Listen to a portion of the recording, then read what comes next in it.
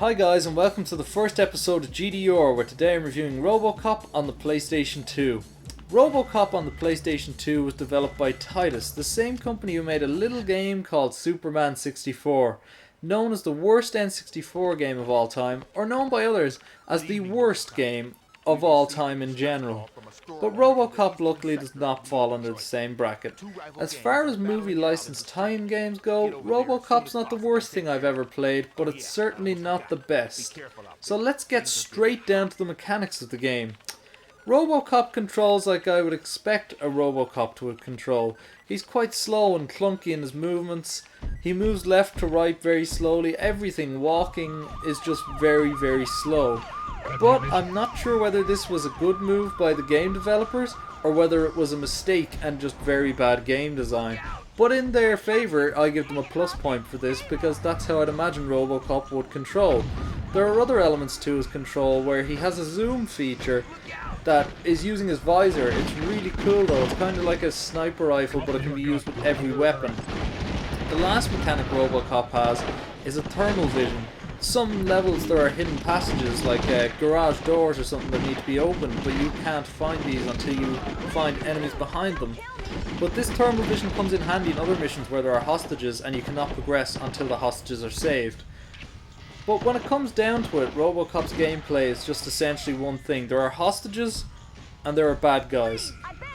You can save hostages, you can also arrest bad guys if you shoot them non-lethally. But this is very tricky to do, and I have not found any sort of chemistry to how to do this properly yet. But then we come down to the AI of the game. The AI is not bad. They're not great though. They just stand there most of the time and prepare to be shot. They don't move very much. They move left to right occasionally, and that will be it. They don't run, they don't do anything, so very lazy on the AI side of things in this game. But then, what can you expect from a movie tie-in game from 2004? But as far as this goes, this game does push itself way too far. There are times in this game when it's been unplayable because the frame rate has just gone crazy. It looks to me that the game developers have just tried to put way too much into a game and it hasn't given them that much back. There's big open environments, a lot of enemies and a lot of stuff going on at once, and frame rates are dropping to, I would say, below 10 frames per second, and it's just completely unplayable. But on the plus side, this game really did stand out to me because most movie licensed tie-in games on the PS2 were just terrible. Like Beverly Hills Cop, for example, made by Blast. That game was just purely unplayable. There was nothing about that game that was redeemable.